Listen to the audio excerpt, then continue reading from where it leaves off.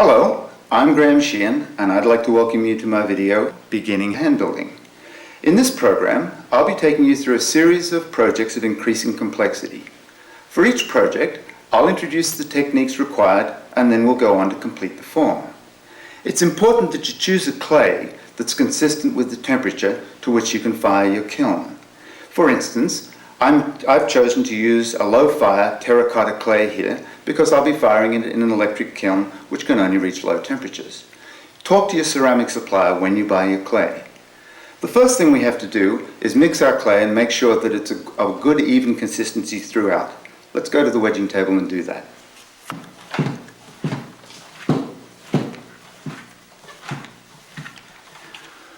What I'm doing here is wedging the clay. What's involved with that is mixing the clay to an even consistency right throughout. There are several techniques of wedging. This is the method I use. It's called the spiral technique. The essence of this is to let your body weight fall. I'm right-handed, so it's turning anti-clockwise, and I'm doing the turning with this hand, and I'm letting the weight fall with the heel of my left hand, like so. Fall like that, up, rotate it a little bit, fall like so, up, rotate it a little bit. Easy to say, of course. A lot easier to do if you're working on a low table like this. You don't have to use your strength. You just fall down onto it, basically.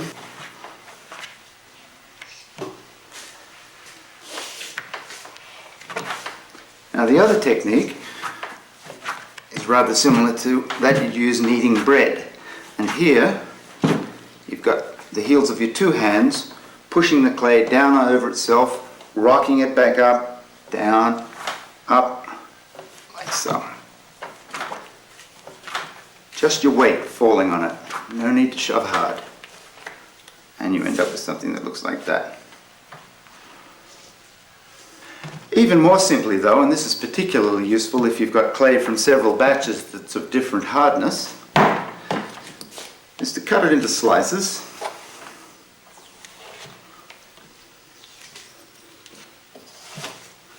And mix up the two piles.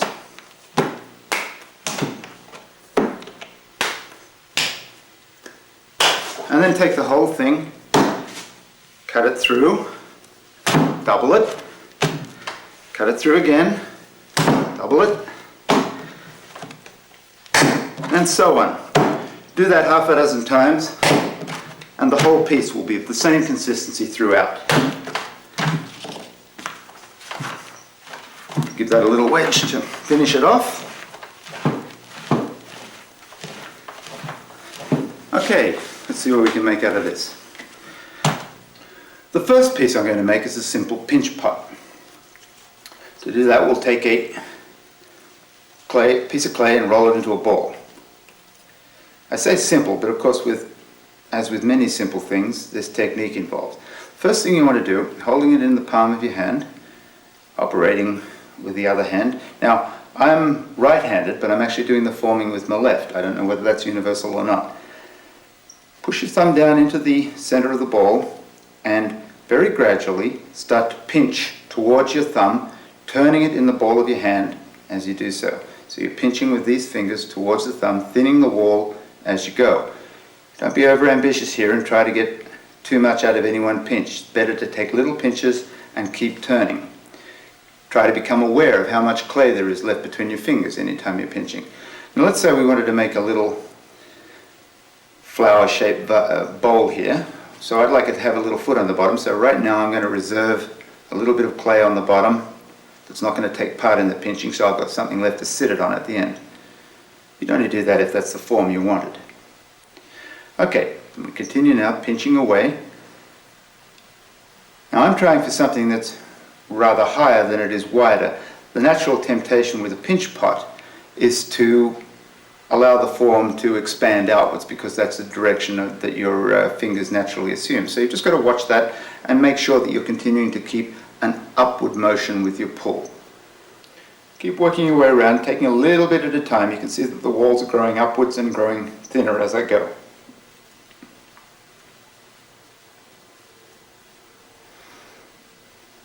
Just a word about the consistency of the clay here. You can see that this clay is stretching very nicely. There's no tear marks at the edge. You need to be working with quite a soft clay that you can deform nicely. This is far more difficult if the clay is too stiff. So if you're encountering difficulties at this point, particularly if the clay is cracking around the edge, that's a good indication that your clay is a bit too stiff. It's important to store your clay well, put it away in a plastic bag when you're not working with it, because all the time it's exposed to the air, of course, it's drying out. That fact of it stiffening as you leave it exposed can be used to your advantage. If you find that a form is starting to get a little bit floppy and a little bit out of control, you can put it aside for a little while until it's stiffened up just a little bit and got a little bit more strength, of course, as it gets stiffer, and then continue. So here our walls going up quite nicely. An objective with almost all the techniques involved in hand building is to try and ensure that the sections of each piece you make are consistent, that there are no thick and thin places. This technique, combined with coiling, is that which is used by the southern states, American Indians, to make the beautiful pottery that they make. Not a lot of tools and equipment required, as you can see. And here we're just about completed. We're down to about 1/8 of an inch, 1/3 of a centimetre thick. And we'll sit it down there, make sure that it sits on its foot. And there we have a little bowl-shaped vessel. The next piece we're going to make is a coil-built vase. So for that, first of all, we need to know how to make some coils. So, take a small handful of clay and first of all, just squeeze it out into a sausage shape and then start to roll it. Now the way to roll it is to make sure that each time you roll it, you go over 2 or 3 times, not like a half turn, half turn, half turn. Make sure that you go right over, like so. Your hands spread over the length and applying pressure from the inside towards the ends, like so.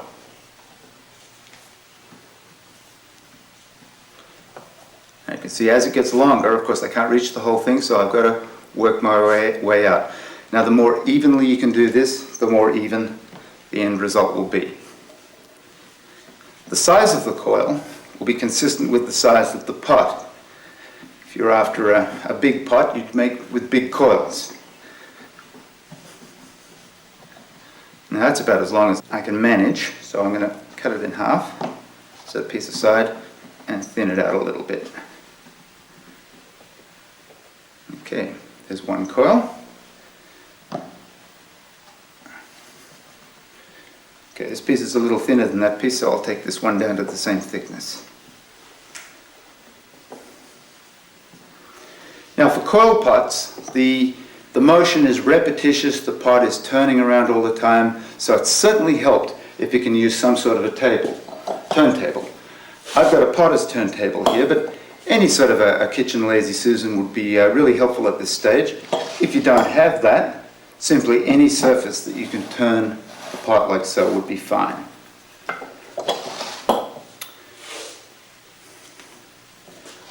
Okay, so first we'll make a little pat to make the bottom of the pot. Again, we'll take a ball of clay and flatten it out so that it's roughly the same thickness as the coils. If you recall, I said that it's helpful if you can make all the sections approximately the same thickness. Okay, that's going to be the base of our pot.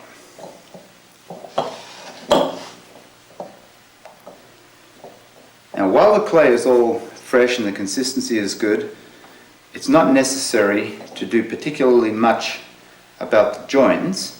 You can simply join one to the other by deforming them together. Okay, so we can go around like so and then continue.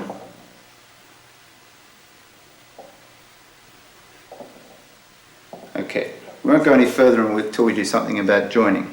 Now, you can work on a coil pot so that there's no evidence of your fingers left at the end at all. You can smooth the surface, and lots of people who do work with coils do that. And then, of course, they've got a field for other decoration. But if you rather like the look of the coils, you can certainly have the coiled look itself be part of the pot. Nevertheless, you've got to do some joining. So the most important place is in the inside. And you can see that this coil is just sitting on the base here. So what you've got to do is work your way around, deforming the first coil down to the base. Okay, so we'll work around to where the first coil's on the base, and we'll squish that together. End of our finger, end of a stick would be fine, something like this.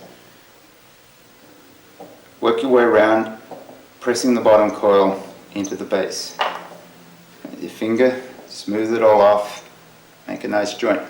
Similarly, you've got to join the first coil to the second coil. The best thing to do when you're making coil pots is to keep up a repetitive action. Don't change the direction that you're working your fingers in as you go. Keep up a repetitive pattern. And just turn the pot to meet your hands is the easiest way to do it. So I'm deforming a little bit of clay off the first coil, down onto the second one, and smoothing the two together.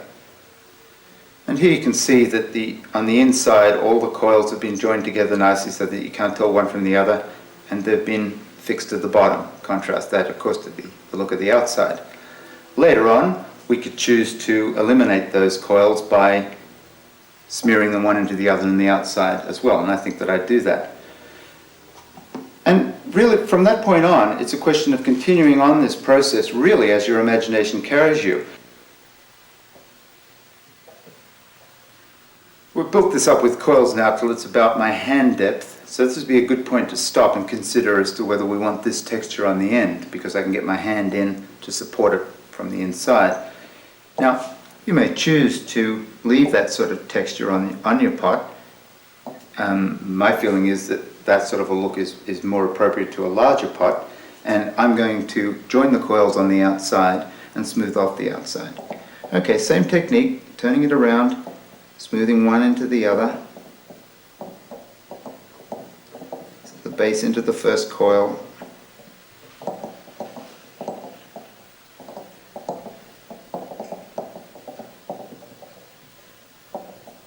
then the first coil into the second, and the second into the first, backwards and forwards.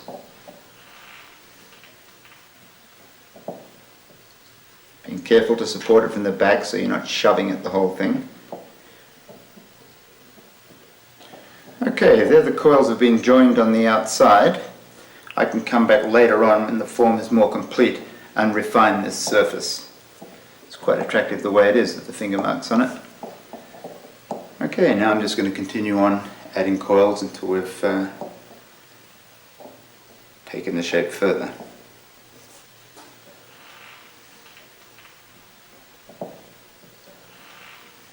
What I'd like to do now is change shape. What I've had in my mind's eye is a vase that swells up in a basically round shape to here and then transitions to a square shape to the top. So I'll pinch it square at the corners like that, and there'll be the beginning of our shape transition. I'll just put a coil on the top there that takes that shape, just to be sure it holds it there.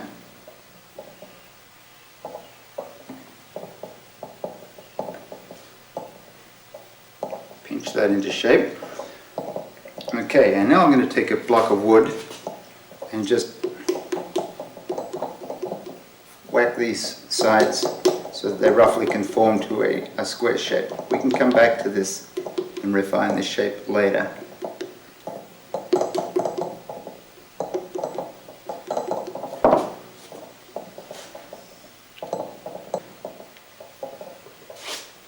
It's a very repetitive process, and you've just got to keep going round and around and around, taking care with every seam. The pot's only as good as the weakest spot in it.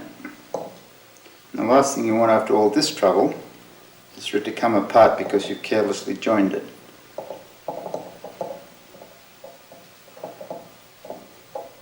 There's really no limit to the shapes you can make like this. You can take some very organic shapes with it.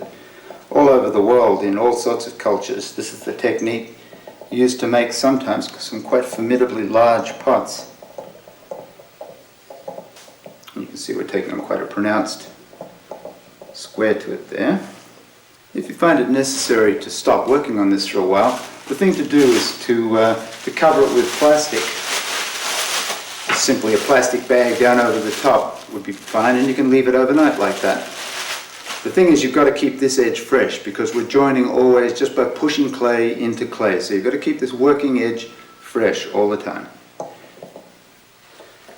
Equally important, it's vital to make sure that your coils are fresh too. I've left this coil aside purposely to show you what happens when the coils get a little too hard. For starters, as you roll them, you'll notice splits starting to occur like this, and when you try to bend them over your finger, they'll break like so. This coil's been allowed to sit out in the air too long, and it's now too stiff to use. Let's make another one. I'm going to leave these coils slightly thicker than the last ones, because what I'm going to do when I apply them is I'm going to extend the form by pinching these coils in place. So I want to leave a little bit more clay on them so that I've got something to pinch.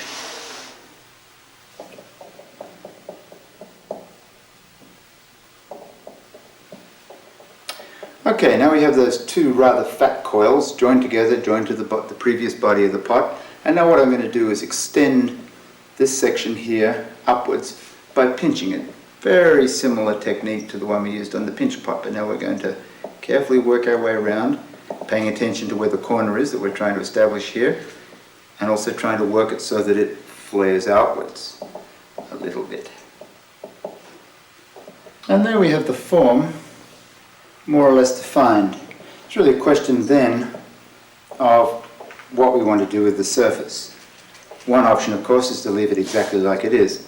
Depends how intrigued you are with your own fingerprints. But I'd like to do some more things to it. I'd like to define this transition from round to square a bit better by a bit more paddling. Make a bit more do of that corner transition. Add some embellishment here. Maybe make an addition here. And then I'd like to scrape the surface so that it's relatively clear of texture. Okay, well, anything more you do to that is strictly a matter of your own personal taste. The next piece we're going to make involves the use of a slab. So first of all, I'll show you how you could do that. Now what I've got here is a piece of wood, a piece of plywood, with a couple of slats tacked down on it. They'll be the guides for our roller.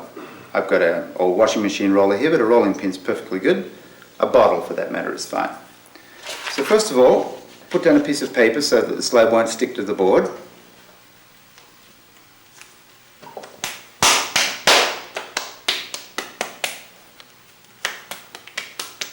Flatten this out somewhat to begin. Rolling from the center to the edges.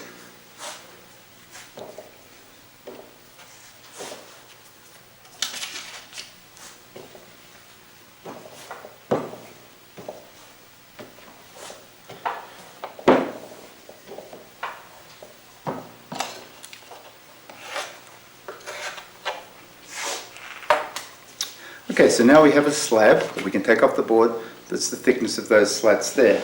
Okay, what I have in mind here is a small tray-shaped object with raised sides. So what I'm going to do is decide on the bottom shape.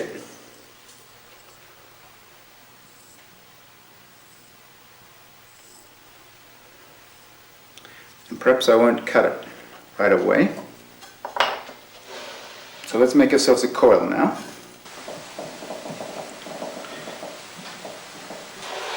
We're going to place the coils around the periphery of this shape and extend the walls by pinching.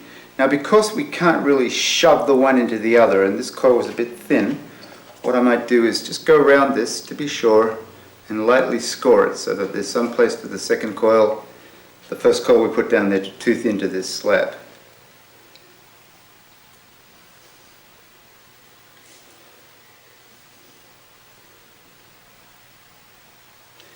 And now I'll cut the shape out. As you're working, take all these little raggy pieces and roll them up, keep them in a ball, Otherwise they'll start to dry out at the edges and you'll have to throw them away because they won't be the same consistency as the rest of it.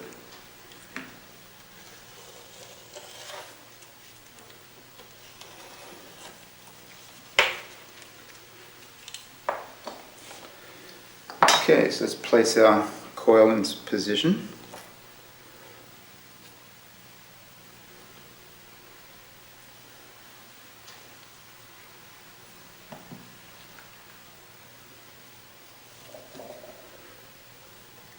Join the edges of the coil so I've got one continuous coil right the way around. Line it up with the outside there and then work the edge of the slab up to the coil.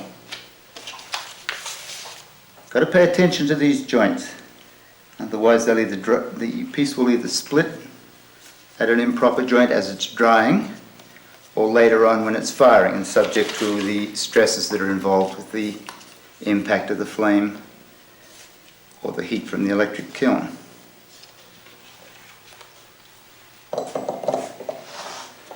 Okay, around the inside, join that coil to the base really securely, weld them together.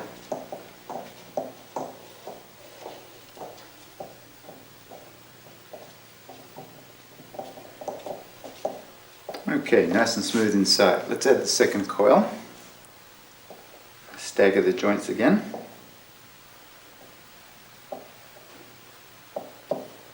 And these are a little fatter than we want for our final wall thickness because I'm going to pinch these now to define the final shape. Join the ends nicely. Mush them one into the other. And let's do the outside joint.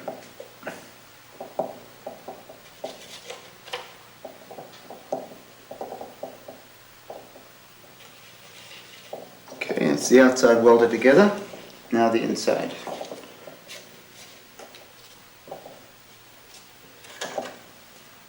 Okay, and now we can squeeze that wall up just a little bit at a time. Don't be in a rush here. If you try for too much squeeze, you'll distort the shape and it'll be hard to recover. And we're approaching the same wall thickness now that we had for our bottom slab, about 1/4 inch.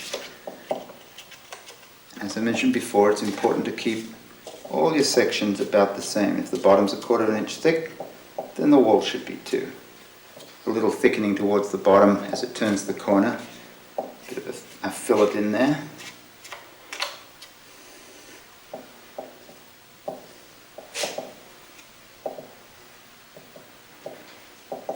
Okay, well there we are with quite a large bowl shape. So let's put some handles on the end of that.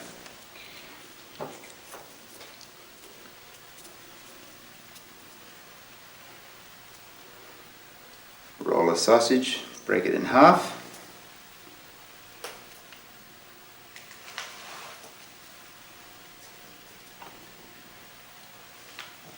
And again, we'll score where we're going to join this because it's a bit hard to mush these two things together in the same way that you can mush the coils together.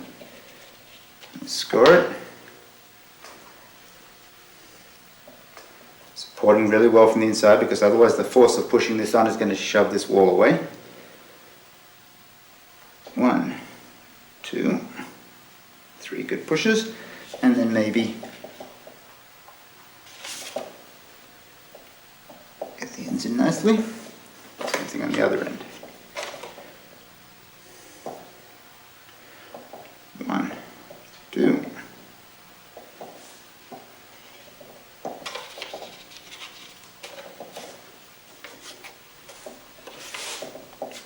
It's a pretty free-form little shape. Anything you want to do with texture on the outside or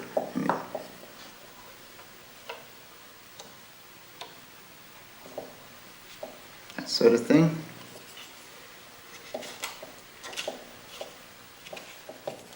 And this sort of thing, of course, is absolutely your own preference. Check all the joints and it's finished.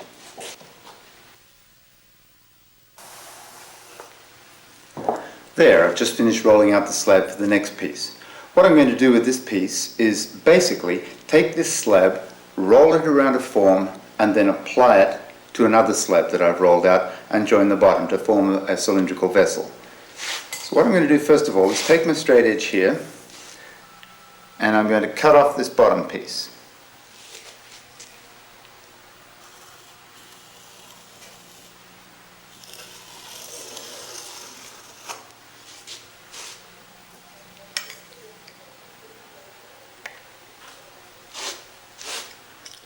Now I'll just take this other piece out here. I'll show you why in a moment. Oops.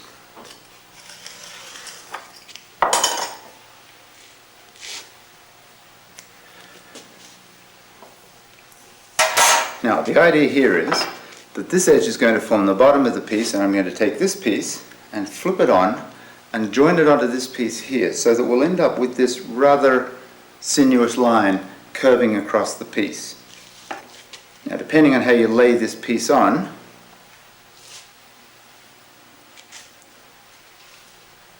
forms the top lip of the piece. So I'm going to try and end up placing it on such that this lip here, this edge here, roughly parallels this cut bottom end. Okay, so that looks pretty good. Now the clay is all the same consistency and all quite soft, as you can see, so there's no need to score this joint. Simply deform the one into the other.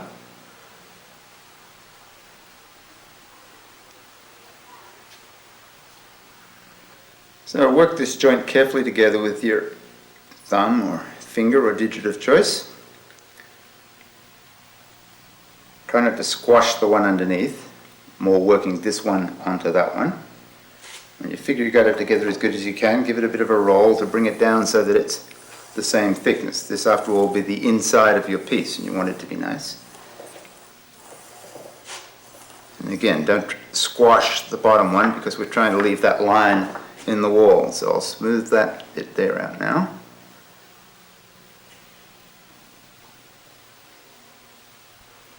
There, now you can't tell where one stops and the other starts.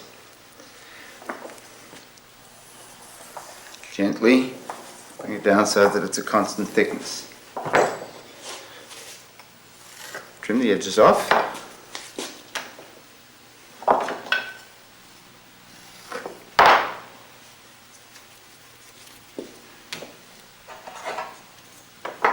Now let's set that one aside for a moment.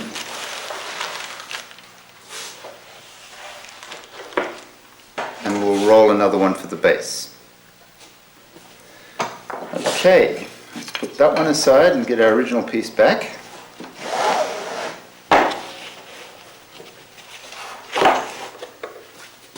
And now what I'm going to do is wrap a piece of paper around this bleach bottle that I'm going to use as a form.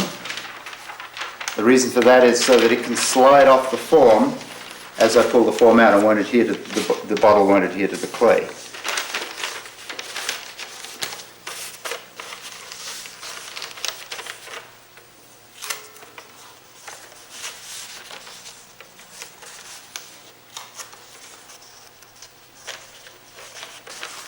Okay, and now we're going to roll the piece of clay onto the form. We'll pick it up from the front, gently, pick the whole thing up, be careful it doesn't stick to the cloth, and just rest it on the form, and then gently roll the whole kit and caboodle over.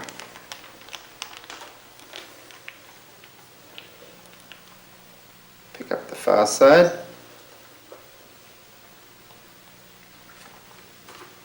And lift that up.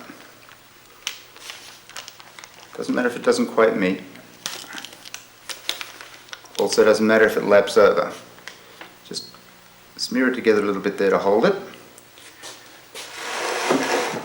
And now we'll pick that piece up and put it on the base. Gently, up it comes, and we put it down on the base.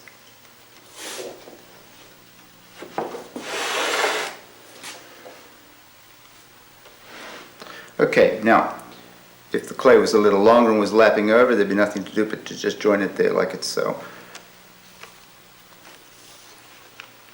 As it isn't, I'm going to have to take the bottle out.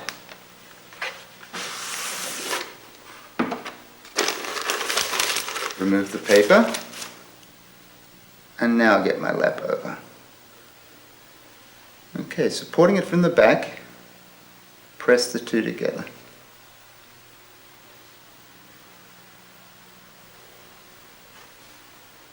We can come back and do something fancy with that joint in a minute. Now, before I go any further, I think I'll put it all onto some sort of support.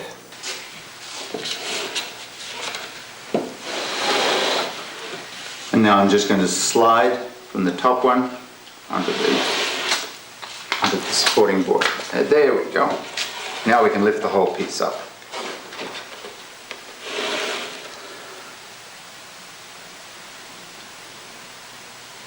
Okay, what I'm going to do now is make sure that all the bottom's where we want it to be. And with my knife, cut around the outside.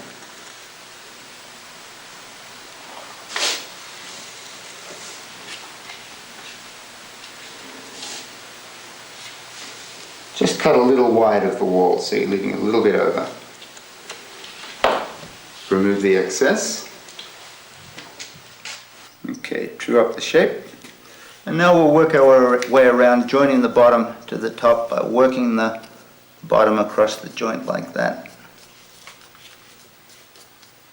Do a nice job. Be careful not to go too far up the walls with your finger marks, because we're trying to maintain some sort of integrity to that surface there. Smooth it up. Okay, the bottom's joined to the walls now. Okay, at this point we could reach in, supporting out with our hand on the outside, and do a similar thing. Now this time we'll be taking a little bit of the wall down onto the flat bottom to complete the joint on the inside. The edge of your fingernail is quite good for that.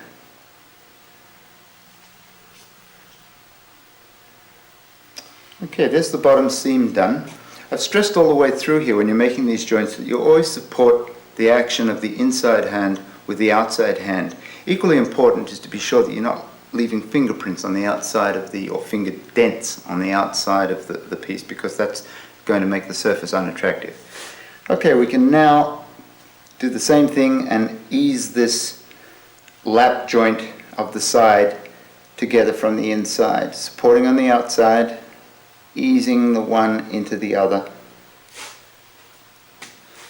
What's nice about that particular technique is you get this undulating line here where it's obvious that there's one thing flowing into another, and it's reflected by the undulations and the natural uncut edge on the top as well. Okay, so let's do a little bit with some surface stuff on this joint here, and I'm going to use the end of my stick. Nice thing about slab work is you can find all sorts of things to help you adding texture, supporting from the inside, and remembering that this impression is having a mechanical effect as well. We're forcing the lap joint here, the one over the other, forcing them together.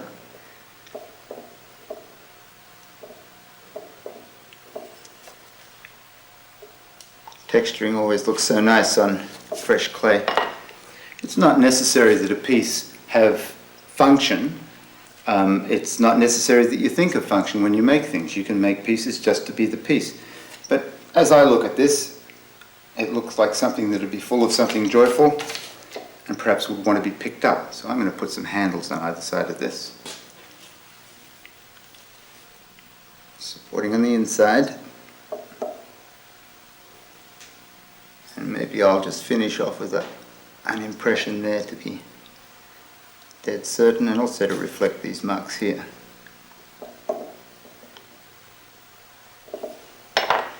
And there we have it. The last piece I'm going to make is going to be something similar to this squared planter. To do that, we're going to have to construct a form that will be on the inside. This planter will be constructed over the top of that form and then removed off the form. To do that, I'm going to have to roll some slabs and set them aside to stiffen. Let's do that.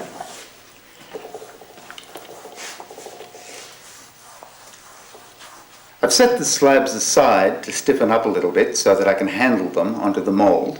And now I'm going to make the mould while they're drying. I'm using just a regular cardboard box here, and having decided on the shape of the sides, I'm going to cut out 4 identical pieces of cardboard. So here we have the 4 pieces that will make the sides of the chopped off pyramid that's going to make our form, and another piece to make the top. I'll join the sides together now using masking tape.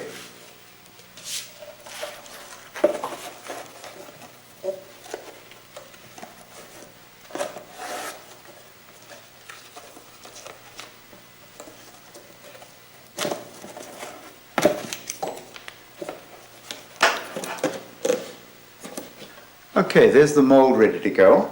What I'm going to do next is make a paper slip cover over the top of this, so that when we construct the clay piece on top of this mould, we'll be able to release from the cardboard. Otherwise the clay would adhere to the form and we may not be able to get the piece out. I'm now ready to apply the slabs to the mould. First thing we've got to do is cut out the shape. So here I have one further piece of cardboard that I cut out at the same time, the same size as the walls of the form. So I lay that on the clay slab, and then we'll achieve a bevel by holding our knife at an angle like that, cutting like so.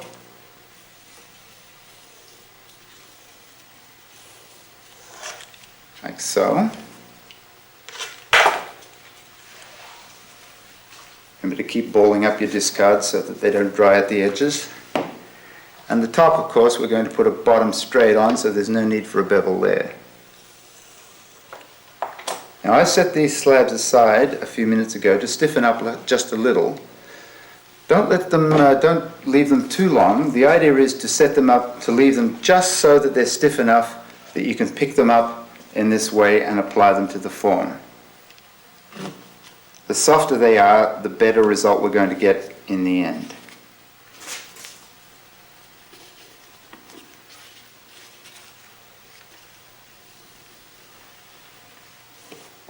Okay, so now we'll go around, put another piece on, and then we'll make the joint.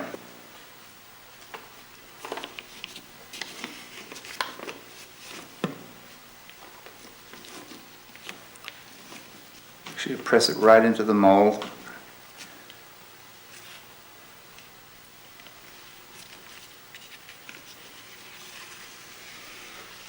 Don't worry about it if a bit of paper sticks to it, it'll come off soon enough. Okay, now before we go any further, we just want to make sure that it doesn't fall apart as we turn it. So right here and now, make sure that there's no paper actually in the joint. We'll push those 2 joints together. Don't worry about making the seam right now, we'll come back to that. But you can see that these slabs are still pretty soft, and there's no need to score these joints. These slabs are still soft enough. We can deform them one into the other.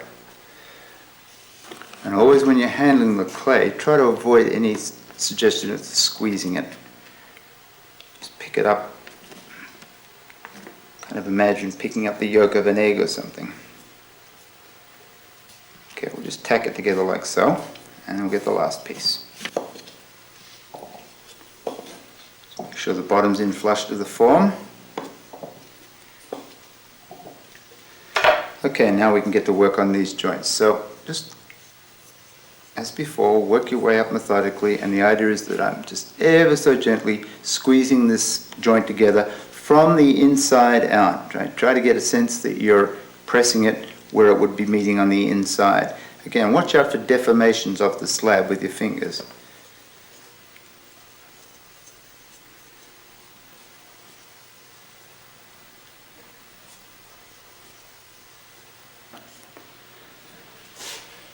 Okay, let's cut the bottom out now. check that for fit.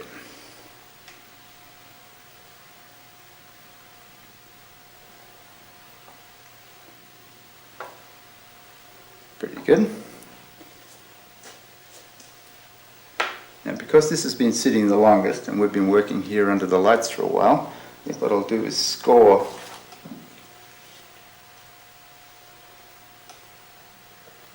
this edge. Still pretty soft though, you can see that from the way the tool's impressing into the clay.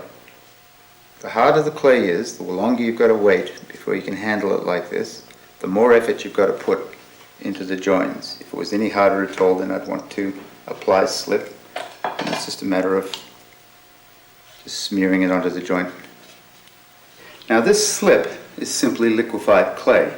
The easiest way to get this is to take a bit of your clay, let it dry right out, break it down to dust, and just add some water to it.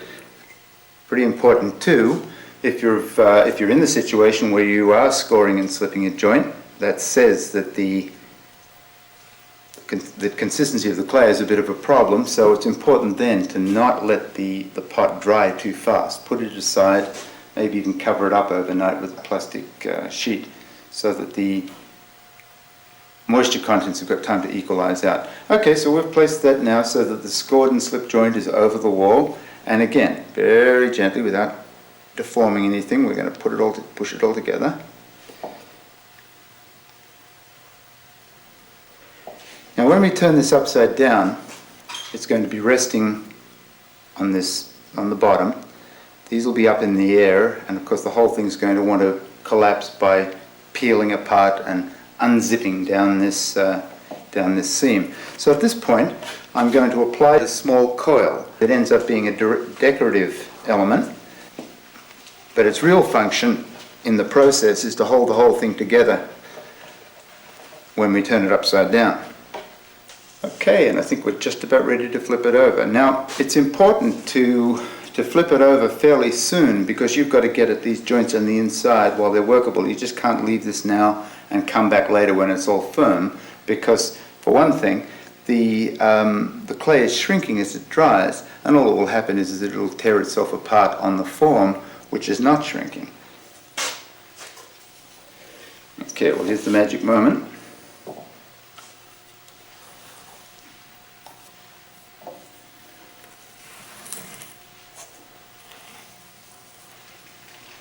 If we're lucky, when we take this off, it'll all stand there. Good. Gently, gently, gently, let's get the form out of the inside. And even more gently, let's pull the paper away, the slip cover.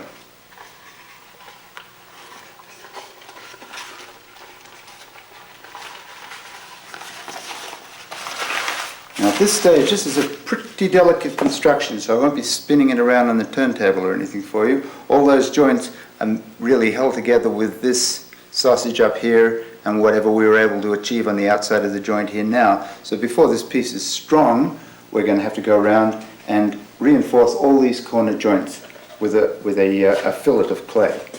And then ever so carefully, supporting on the outside with your two fingers like so around the joint.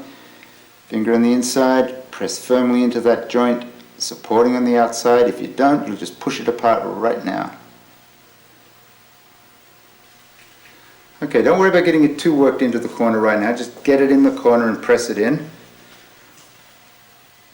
Diagonally across. Let's do another one. Okay. Once you've got all these four coils placed and initially tacked into the corners, the thing to do then is to go back around carefully and weld the coil to either face, supporting again on the outside so that you don't push the form out of shape. It's all a bit soft and floppy at this stage. Once you've got the four corner supports welded in, the whole thing is quite strong, and even if it's been a bit knocked out of shape, no worries, we'll be able to square it up again. And then before we continue, we've got to do the same thing with the joint in the bottom, where the sides joint the bottom. This is nothing like as serious. Once you've got those sides together, the thing isn't going to fall apart. You can use a stick like this to support the outside edge while you're working on the inside seam. That's all the interior joints complete. Let's set this piece aside now for a couple of hours to stiffen up, because the next thing we want to do is flip it over yet again and apply the feet to the bottom. Cut some decorative feet from a piece of slab, bend them to a right angle, and then apply them to the bottom of the pot, which you've previously scored and slipped. Add a reinforcing coil, join it well, and then use the external decoration to complete the joint. Okay, last thing, we'll just make sure that these 4 feet are all making contact at the one time. Just press down lightly so that they all touch this piece. Okay, that's it. All that remains now is that we'll put the piece aside to dry for a couple of days in order that it's dry enough to put into the bisque firing. I've just bisqued these pots. What I mean by that is that I've fired them once to a temperature lower than we'll fire them later to mature the clay and glazes. The reason for bisquing it is to A, make sure that any water that's residual chemical water in there is driven right out of the pot so that there'll be no danger of explosion due to water content later in the firing. And secondly, particularly with pots that have been elaborately constructed, if you recall, this pot was made out of a series of coils, this pot was made out of a series of slabs joined together. It's quite important that they be mechanically strong enough to handle the rigors of glazing. If I'm going to pour this pot full of glaze and then pour the glaze out of it, we don't want the raw clay to start taking up the water that's in the glaze. It's not vital or not necessary that you bisque pots first, but particularly with more complicated forms, it's certainly more convenient. This is an electric kiln. They come in all sorts of shapes and sizes. This is an old workhorse, an industrial strength electric kiln. These are probably the most common kind of kiln available and the one that you're most likely to have access to. This kiln is controlled by a series of switches down the side that switch on each element in the kiln individually. These kilns run on high voltage, and it's essential that they be properly installed and that you be familiar with the operating instructions before you start to use it. It's important that the clay be absolutely dry before you put it into the kiln, and then it's important that the rate of temperature be gradual so that you don't explode the pots due to water content in the kiln. What you've got to do is put the pots aside in a dry place for a reasonable amount of time such that they'll end up what's called bone dry. They should feel like a stick of chalk. Should be chalky in appearance and chalky to look at. If you pick a piece up and it still feels a little bit chill, then it's not dry yet. The more complicated the piece, the more joins there are, the longer it should take to dry. In fact, with pieces like this that were made up of lots of joints, the thing to do would have been to put them aside for a couple of days, wrapped in plastic, so that they'd have a chance to equalize the moisture content through all the joints. Take the plastic off and let them dry in a dry space inside for 3 or 4 days. If you make up a couple of little bars like this, you can check their dryness without always handling the pots. And if you think that it's dry and you'd like to check for sure, well, you've always got the option of breaking it apart and having a look inside to see whether it's really dry right through.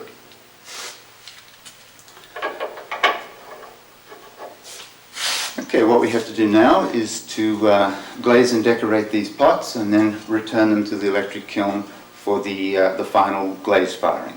Let's do that now. Here we are set up to glaze the pots. Glaze is a variety of chemicals which have been formulated to melt at the temperature to which you're firing. The glazes that we'll be using here are commercially formulated and available in a whole range of colors and textures. This is the smallest amount you can buy, and it ranges through glazes in containers like this, and indeed larger than that. What I'm going to do with these pots is glaze the inside of this one with this clear gloss glaze, and then highlight some accents of colour with these colour glazes. On this pot, I'm going to do a little decoration and highlighting with the colour glazes. Okay, so let's proceed with this. Okay, what I'd like to do first of all is pour the glaze into this one and then pour it out. Simple enough. Generally speaking, these glazes have been formulated for brushwork on ceramics, and to pour it you need to thin it down a little bit with water, and that's okay. The medium that it's suspended in is water. So I'm making sure that it's all flowing nicely. I simply pour it into the jar. Be careful to avoid splashes. And then we'll pour it out again, carefully going around.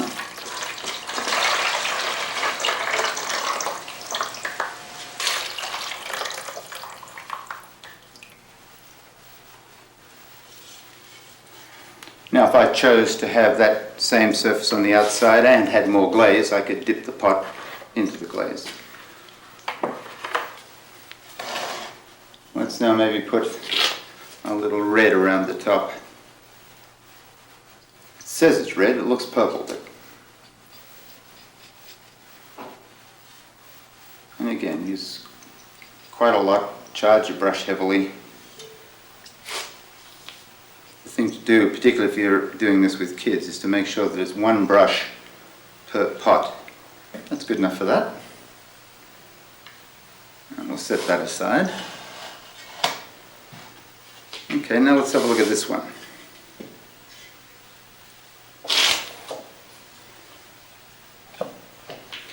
Maybe I'll stick it on the turntable. And here I've got a little red iron oxide. And I'm going to highlight the lines of this one.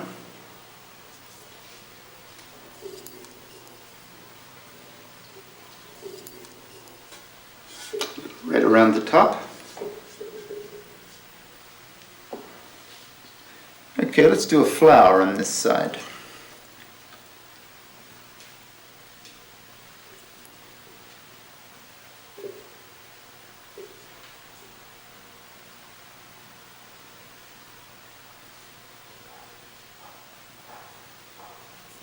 And we can accent those marks with coloured glazes. We'll go for red on the blossoms. These of course won't look anything like this when they're fired, because this glaze here is actually a red glaze, but it's showing up purple in the jar and drying to white.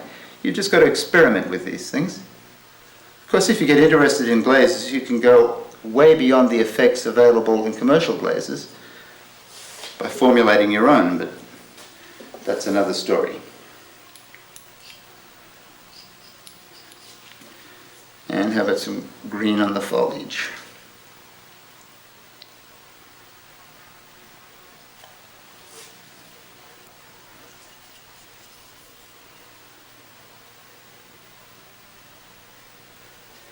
Okay, and there we have it. I'm going to go on now and complete glazing the rest of these pots. I tend to observe the maxim that less is best when you're glazing. Let the form of the pot speak for themselves. This is particularly true when you're dealing with the more complex shapes that are involved with hand building. The form that you've created tends to be interesting in and of itself, so don't drown it with glaze just because you've got the glaze. What we need to do then, after I finish glazing the pots, is to put them back into the electric kiln and fire them to the temperature indicated on the glazes and the clay for maturation of the glaze and the clay. I've now been firing this electric kiln for about 8 hours until it reached temperature. We then let it cool down overnight, and now we've opened it, and here are the results. It's always quite exciting what the fire, what the temperature will do to the rather drab materials that go in. They come out full of life and colour, and the clay quite alive and resonant too. I've chosen to glaze these forms fairly minimally and just highlight little changes of texture with glazes. And here we have the planter. Glossy green's quite pretty. Oxide decoration around the sides, quite casual in keeping with the rather flowing look to the whole thing. Little highlights of red at the edges.